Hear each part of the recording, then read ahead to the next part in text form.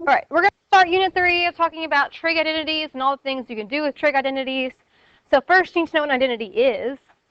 All right, so a statement of equality between two expressions that is true for all values of the variable or variables is called an identity. So an example of an identity is x squared minus y squared equals the quantity x minus y times the quantity x plus y. Those two things are equivalent. So they're the same. So it doesn't matter what you put in for x and y, they'll always be true.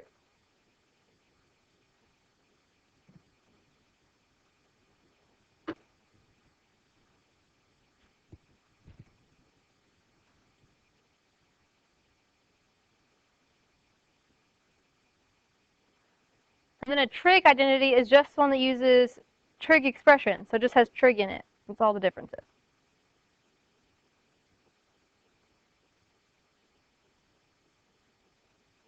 So an identity is just a statement where no matter what you put in for the variable, it's always true every time.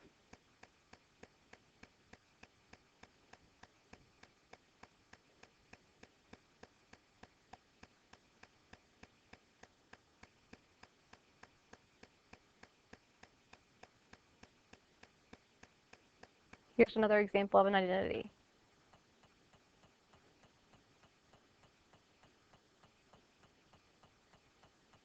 Those are equivalent expressions. So no matter what I put in for x, both of those will always be equal to each other.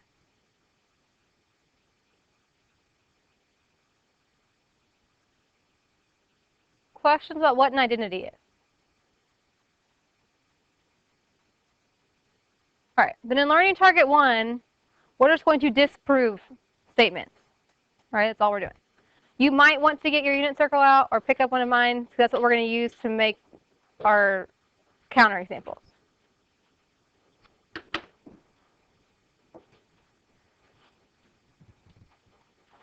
So for Learning Target 1, you're going to be given equality statements, and you're going to prove that they are not identities by giving a counterexample. All of these have multiple answers. There's not one correct answer. There are multiple answers. Okay? You're just giving me one answer that proves it wrong. All right? That's all we're doing. So the first example, it says sine theta plus cosine theta equals tangent theta. Well, the theta is just a radian measure. So we just want to find a place on the unit circle where this would not be true. Right? You just pick any, you can start and pick any place you wouldn't want to. You just have to make sure that it's not true. Right? So if you're looking at the unit circle, again, you can pick any value you want to. It doesn't matter. Let's say I pick pi over 2. Right? Pi over 2 is nice because there's a 0 and a 1 in it. Okay? So let's say I say theta equals pi over 2. We're going to try this out and see if it works. If it doesn't work, awesome. It's our counterexample. That's the answer we're going to go with. So sine of pi over 2 plus cosine of pi over 2, does that equal tangent of pi over 2? If it does, this is not a counterexample, and we would need to find something different. If it doesn't work out and they are not equal, then that's our counterexample, and we can move on. The sine of pi over 2 is 1. The cosine of pi over 2 is 0. That's just 1. The tangent of pi over 2 is y over x, so 1 over 0. So can 1 equal something that's undefined? No. So those are not equal. So pi over 2 is a great counterexample. So all we're doing is finding a counterexample. There's one. Pi over 2 is not the only one. There are several other values you could use to prove this wrong. Questions about the first example? We're just trying to prove the equation is false. All right. The next one says secant squared x plus cosecant squared x equals 1. Secant squared x is the same thing as saying secant x squared, right? We write the squared next to the secant part, not next to the x part, so you don't get confused and think that it's x squared, because it's not x squared, it's the secant of that value is squared. Okay, so if we start picking these, now it says equals 1, and so we want to be careful, because there are places in the circle where we have 1, so maybe you want to pick something different. I don't know. So I'm going to go with something different this time. Again, there are multiple answers. You should find one place where this is not true. So I'm going to go with pi over 6. Why not? You can pick whatever you want. I don't care. Just make sure it disproves the equation. So if I do secant squared of pi over 6 plus cosecant squared of pi over 6, we want to know if that equals 1. So unit circle. Secant is the reciprocal of what? Cosine. And so cosine is the square root of 3 over 2. So I would have 2 over the square root of 3 squared. You take the reciprocal of cosine, and then we're going to square it. That's what secant squared x means. We're going to square whatever that value is. Cosecant is the reciprocal of sine. So sine at pi over 6 is 1/2. So take the reciprocal of 1/2, and that's 2. We square that. Now, we can keep going, but we're squaring two things, right? What's 2 squared? 4. Then we're going to add some stuff to it. So this is going to equal 1. No. You can work it all out, but I already know it's not equal to 1. We already have 4, plus we're adding more to that. It's not going to be 1. It doesn't work that way. So this does not equal over 6. Again, there are multiple things you could use for counterexamples. You just need to figure out one and show the work to make sure that it actually disproves the equation. That's all you're doing in Learning Target 1. You're proving the equation is false. Questions on what you're doing or how you would go about doing that. You just got to find something on the unit circle that works. Okay. Now, for Learning Target 2, 3, 4, etc., I said you had to know these fundamental trig identities. Well, here they all are. You already know half of them. The reciprocal identities just means you know that sine and cosecant are reciprocals of each other. You know that cosine and secant are reciprocals of each other. You know that tangent and cotangent are reciprocals of each other. You should already know that. That should not be like groundbreaking information to you. So you already know a lot of them. That's good. Okay? So if you want to write these down, you can. If you don't write them down, that's fine too. We're going to be using them today to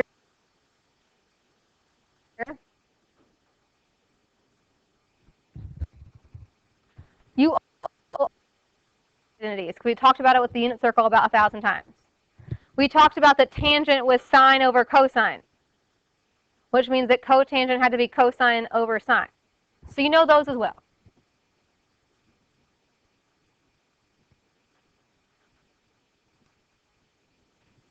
So all those things you're supposed to quote unquote memorize, half of them you already know anyway.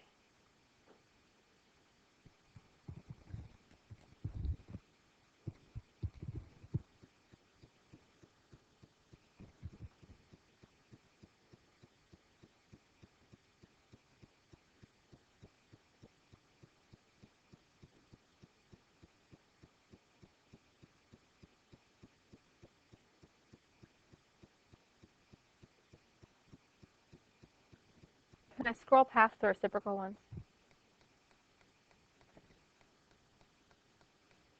Okay. You also need to know the Pythagorean identities. These you do not know, but you will need to know. They'll be important to Learning Target 3 and 4 especially. We're using them today in 2 too, but you'll need to know for 3 and 4. So you have sine squared theta plus cosine squared theta equals 1. It's an identity, so that means that is always true every single time. You could put any radian value in for theta and it would work.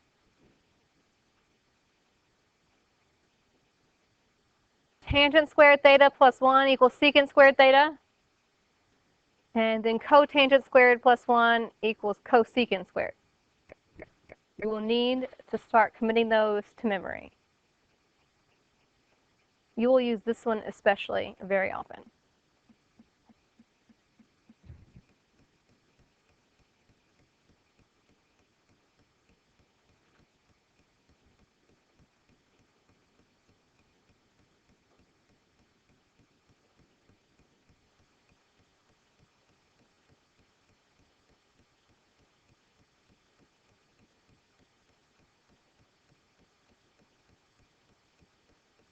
use them as often. It's just saying if you have sine of a negative angle, then it's just negative sine of that positive version. It's just how things work out in the unit circle. And then cosine of a negative angle is just cosine of the positive angle. But if you're having some negative somewhere in the problem, you can probably figure out a way to move that out of the parentheses.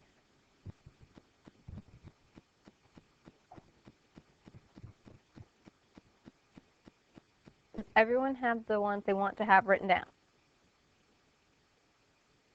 Yes. Okay.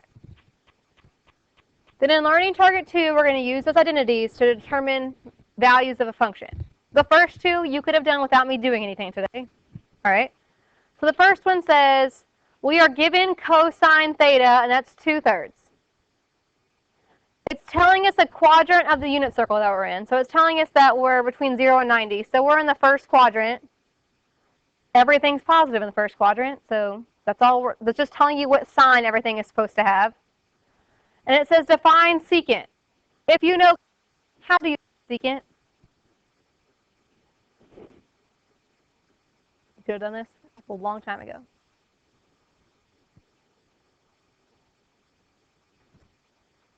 What do you know about cosine and secant? They're just reciprocals. So if you know cosine is 2/3, then what's secant? 3/2. No big deal.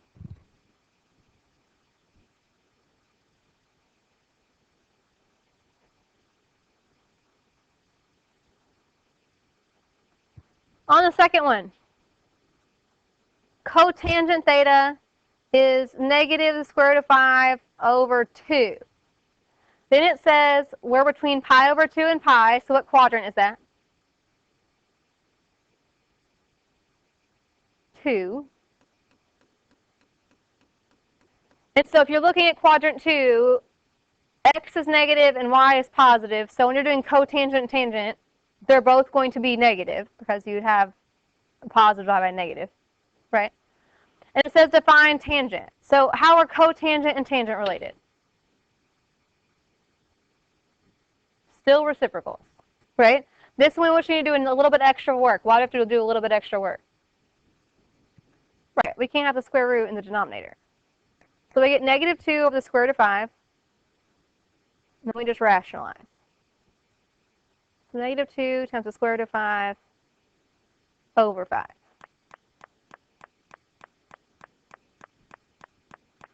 All right, you could have done those two examples without me teaching you anything today because you already knew about the reciprocals. Okay? Now the other two examples. We did examples like these way back in Learning Target 7 of Unit 1. All right, so it says sine theta is negative 1/5. We're in the third quadrant, and I want to find cosine. Well, sine and cosine are not reciprocal to each other, so you can't just flip things over. So way back in Unit 1, Learning Target 7, we'd like draw out the triangle on an axis. We had to draw out like the angle, and we had to find the missing sides. We go back and find the cosine, and it was like all very complicated, right? Everyone struggled. It was all fine. Well, we're going beyond that now because we have all these identities. So if you go back and look at the front half,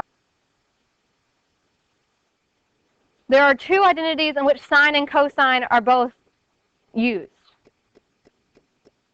You have tangent theta equals sine theta over cosine theta. And then you also have sine squared theta plus cosine squared theta equals 1. Right?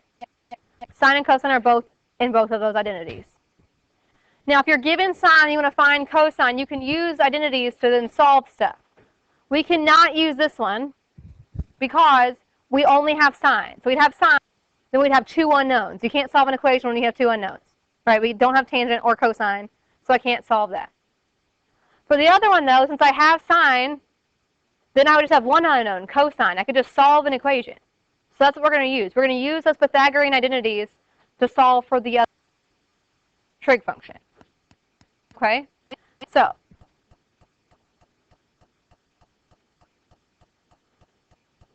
sine theta is negative 1/5. So we have negative 1/5 squared, because we have sine squared,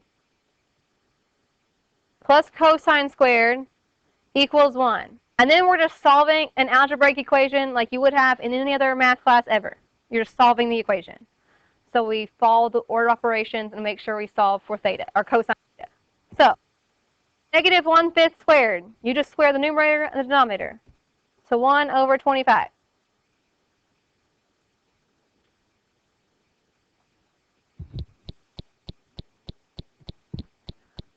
We're trying to get cosine theta by itself. So what do?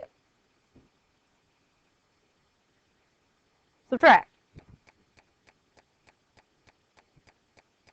You're going to write these in fraction form. So you can use your calculator. It's not the end of the universe, but just make sure I don't get decimals. So 1 is also 25 over 25. So minus 1 over 25 is 24 over 25. Again, you could use your calculator. It's fine. I'm trying to solve for cosine theta. I have cosine squared theta. So how do I get rid of a square? Square root. So cosine theta equals the square root of 24 over 5, because you take the square root of the numerator and denominator individually. I'm okay if you leave it like that. I'm okay with that. But 24 is also 4 times 6. So you could also get 2 times the square root of 6 over 5. And then this is why I have to go back and check real fast. They said we're in quadrant 3. If we're in quadrant 3, everything is negative. Last time I checked, sine and cosine are both negative, right? Because x and y are both negative. So we took a square root. When you take a square root, you could get a positive result or a negative result, right? So we just need to make sure we look at those boundaries. Since we're in the third quadrant, this would be negative. Just make sure you check those boundaries so you don't miss the negative, if there is one.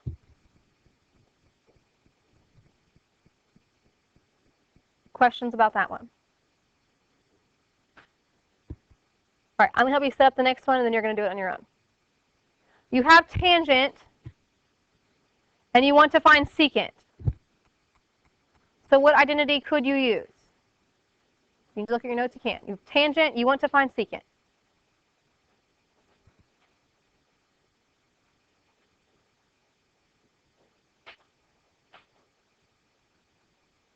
Which identity might be helpful?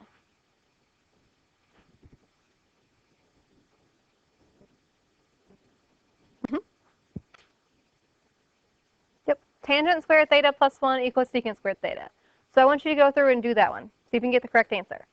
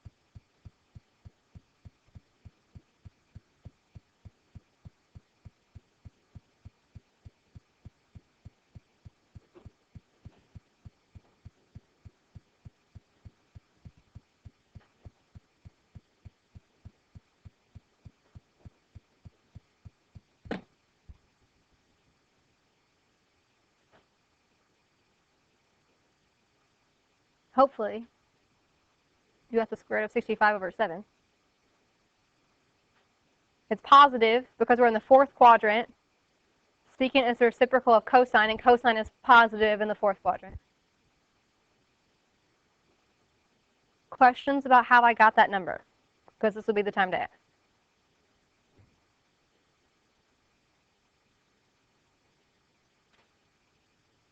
Okay.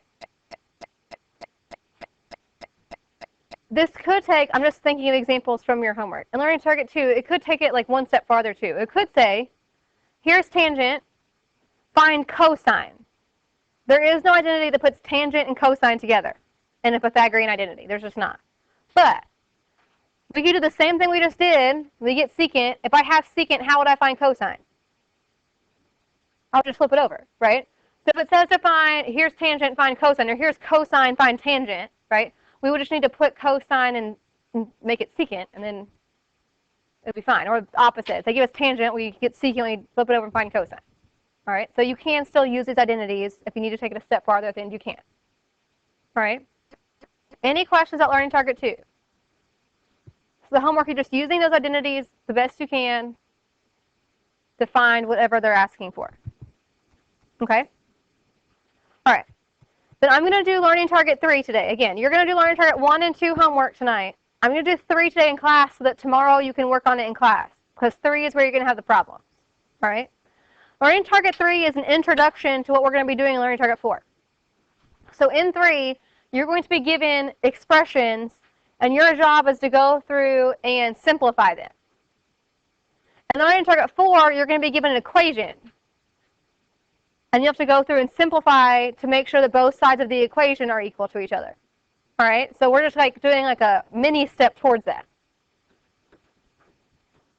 All right.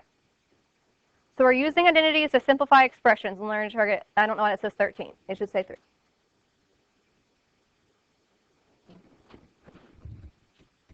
All right.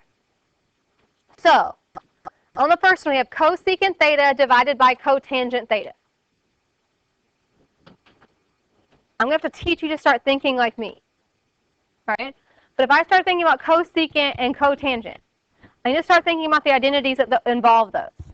All right? We've got some reciprocal identities that should come up to the top of your head really quickly. Right? Cosecant is reciprocal of sine.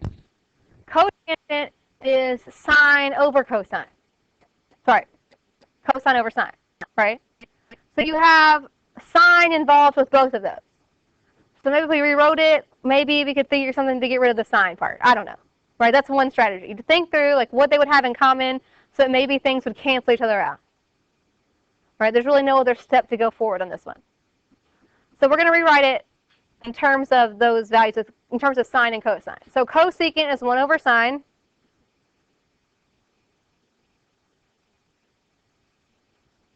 Right, we all knew that.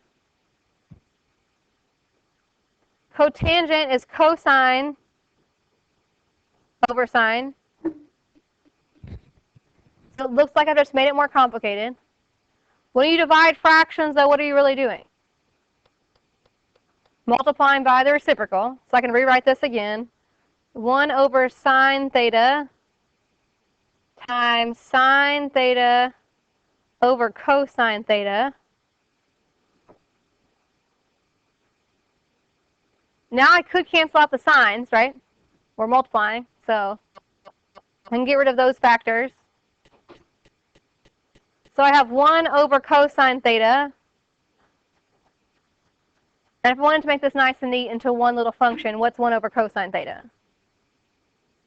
Secant theta.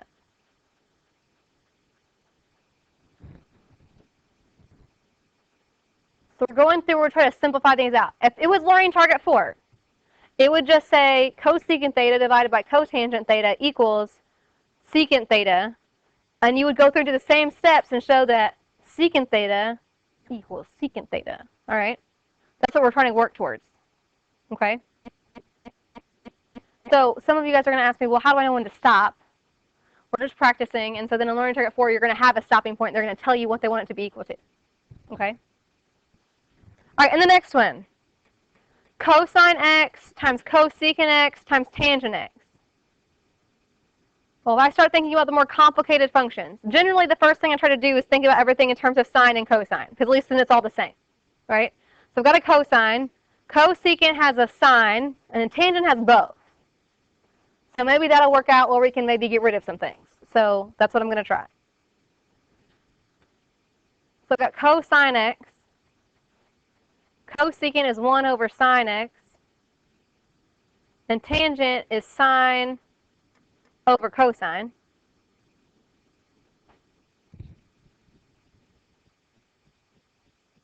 All right, so everything is in terms of cosine and sine now, so everyone's similar. Everything's similar. I can get rid of the sine factors because we have one in the numerator, one in the denominator. I can get rid of the cosine factors because I have one in the numerator, one in the denominator. So I'm just left with 1. Simplified, done. All right, so a good strategy is getting everything in terms of sine and cosine, because then you can kind of manipulate things to get, hopefully, things to cancel out. Do the first examples make sense? Do you think you could have done some examples like that on your own? Maybe, right? You could probably try them out. All right, 16 is like a bit more complicated. Still going to use the same strategy, though. I have cosine x times cotangent x plus sine x. There's a plus sign this time. That makes it a little more complicated. But I still would like to put everything in terms of cosine and sine, right? That cotangent kind of throws a wrench into things because it's just random cotangent. So I'm going to rewrite cotangent. Cosine x, cotangent is cosine over sine.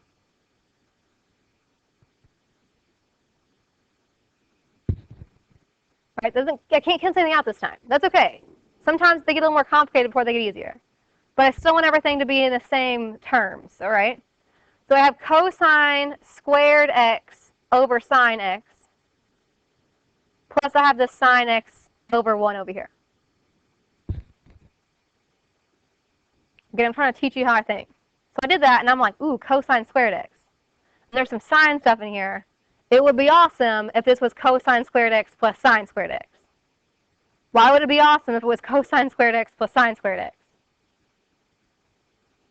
That's one of those identities, all right? That's how my mind's working. I'm like, ooh, that'd be cool, because then maybe something could happen, right? Since you're adding, you can't add these fractions as they are right now. What would you need to do in order to add them? If you're going to add fractions, what always has to happen? You have to have a common denominator, right? So I'm like, well, okay, maybe if I could add these, that'd be good too. Well, if I wanted to add them, I would need to change this second fraction so it had sine in the denominator. So I'm going to multiply. I can only multiply by quote unquote 1, right? So I can multiply by sine x over sine x, because then I would have a common denominator. At least then I can put them together.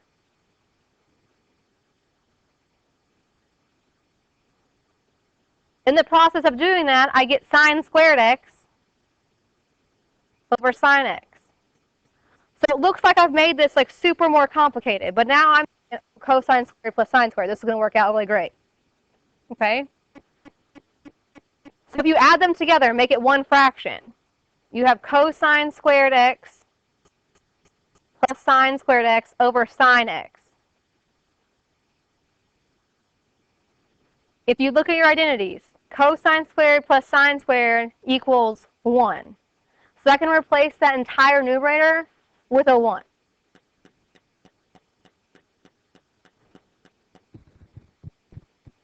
Now it looks way less confusing. So what's 1 over sine x? Cosecant. So I got a little complicated there in the middle, but it ended up working out really nicely. That's how these are designed. The ones I'm giving you, they're designed to like work out rather nicely. Now, I understand that learning target 3 is going to cause the most confusion. I get it. Because you don't think like me, and that's okay. All right? So that's why you're doing learning target 1 and 2 homework tonight for homework. You have 15 minutes right now to get that started. Tomorrow you're going to come into class, and you're going to do learning target 3 homework in class. That way you can ask me questions when you get stuck.